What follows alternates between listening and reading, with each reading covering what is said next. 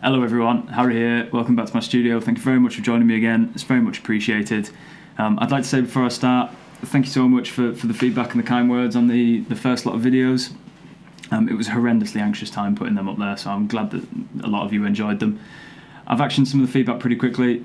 I've improved the lighting situation a little bit, and I've replaced the very disruptive squeaky stool with one that's a little bit more solid, so it should make things a little bit easier to watch. Right, the song. We've got a full song, we've got a full demo. I've listened to it a couple of times over the last couple of days, and there's an awful lot of things I want to change. So what we're going to do today for episode 6, we're going to dive in, just go through stuff, take some bits out, add some bits, decide whether I like things and whether I don't like things. When I recorded the last videos, I kind of recorded an 8-hour songwriting session, then condensed it into videos. I'm not going to do that from this point on because things get a little bit more in depth, and it's going to take a little bit longer to get the processes done. So I'm probably going to film like an hour of my session, and then I'll turn that into a video so I don't miss any details. Yes, thank you very much for watching. I hope you enjoy this video. There'll be more coming, and yeah, let's get into it. Okay, song. So let's have a little listen through, and I'll come back when I've kind of worked out what I'm going to do with it. Right, song. First things first, I've muted the vocals. I'm not working on vocals today. I've got some ideas for that, but there's no point in me trying to do it. My voice isn't so good today, and it's just a waste of time. So we'll look at music. A couple of things I picked up on whilst I was just listening through then. This original line that we had. It's everywhere. Absolutely everywhere. And although I think it's quite cool and I do actually really like it, we don't need to hear it a million times during the song. First thing I'm going to go through is just kind of thin that out. Intro. Quite important, I'd say. Verse, I mean, it is the verse.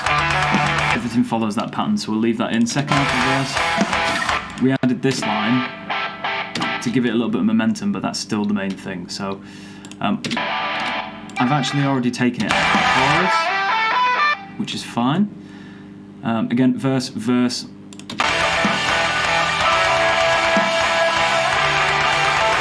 Right, so that's the first one that can go. We don't need that. The whole point of this bit was that this was going to be big and washy, so let's just get rid of that. Instantly better. There's more space. It changes the feel a little bit, and that's the point. If you're trying to change the feel of a section, you're not going to be able to do that by retaining bits of the old section. If you want to change it up and mix up how it feels, then just do exactly that. So.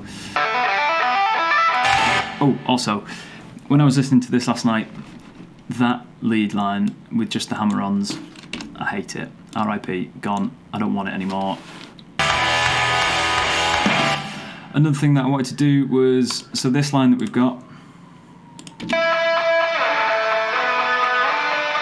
it's just big delay, reverb. It's just a space filler more than anything. It just gives the section a bit more width, a bit more space. So I really want to put it in this, in the next section here. But I don't want it to be particularly prominent. The riff is the prominent feature there, so it's important not to have too many things trying to catch everyone's attention. I could put it there. It's too far forward, sounds shit, muddles everything, takes the accent off what's actually going on with the riff. So we're going to drop it onto a much quieter channel. And this is kind of, when I explained in the first episode that I like to have lots of channels with different volumes and stuff, this is why. I now don't have to bother going in and mixing and adjusting levels and that kind of stuff. I can literally just drop it on there, forget about it. You can hear it if you listen to it, but it's just thickening it a little bit, and it's not at the front of the audio, so that's exactly what we want.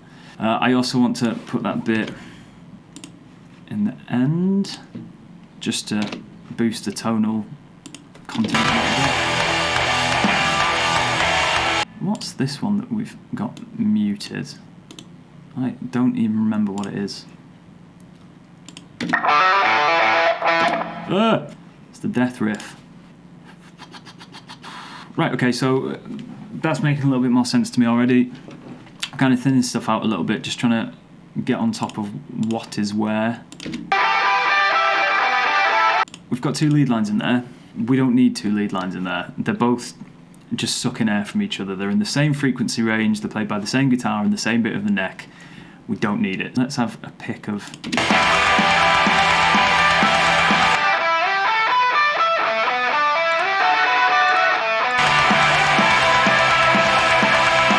I'm going to get rid of this one. Now, if you remember, I think it was like episode 2 or something, I basically said I was recording that because I didn't want to forget it. And that was the only reason, so it's gone. We can then drag this up to the main lead channel. Dead easy, dead simple, like it. So let's do the same on that chorus as well. Why is that in there again? Let's get rid of that as well. You know what? Fuck it, let's put that up there.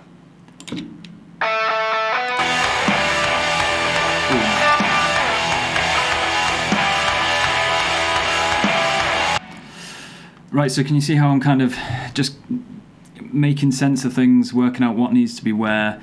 What I like to end up with at the end of this process is kind of 2 rhythm guitar tracks and a lead line. So that lead line might play all the way through the song, but it's just one lead line. It's not chopping and changing and jumping between sections and things. It's a smooth lead line, which is what you would get if you were listening to a live performance. One mistake I used to make a lot when I was writing songs was I'd have 10 tracks of lead guitar parts all doing stuff. And a couple of years ago, just as a little experiment, I just went through and muted a couple of them one day and discovered that actually it made the song sound loads better. So that's quite an important stage in my process, where I just kind of try and condense things into the important pieces that actually need to be audible. Again, like this one, let's mute that for a second.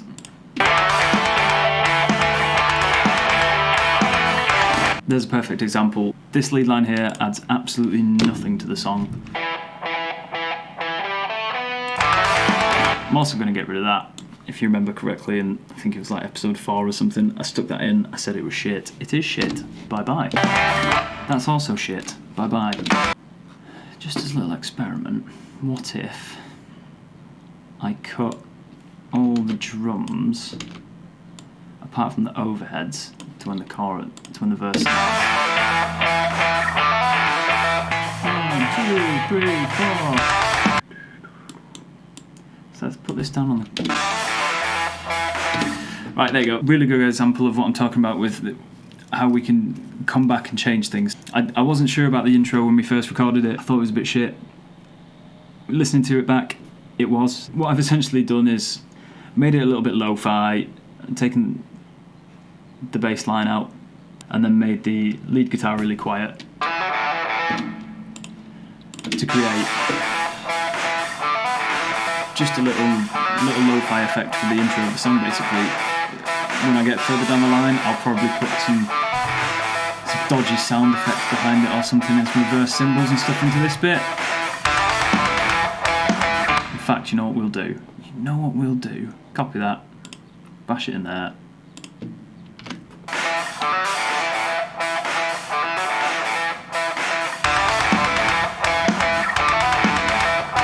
And there we go, intro, with a few sound effects, maybe another guitar line in there somewhere.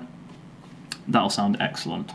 I've taken that guitar line that we put in there, just made it a bit quieter, dragged it onto a slightly quieter channel.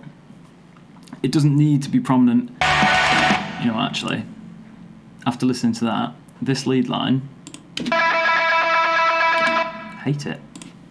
It's awful. I'm gonna get rid of it from everywhere. I wonder if that one would work.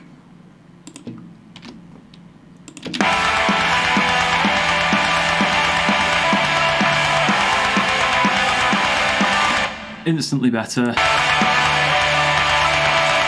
Terrific. Right, I'm feeling quite good about the lead lines and stuff now. I think there's still some twiddling to be done, but not for the time being. Before I chuck anything else at this, I kind of want to condense what I've got. I don't want to end up in a pickle where I've just got things all over the place. So we've changed where the original riff is heard. We've minimised it as much as possible. Although it's a good little hooky line, you don't want to hear it just over and over again throughout the entire song, so that's cool. Change the chorus from that horrible washy lead line to this one, which just works so much better with the song. And we've just deleted a load of other stuff. Hello. I've filmed way too much footage for episode 6, so I'm going to end this one here. I'm going to make another episode. I'll do that now. Thanks for watching. Click the next one wherever the link comes up, and yeah, see you soon. Thank you very much.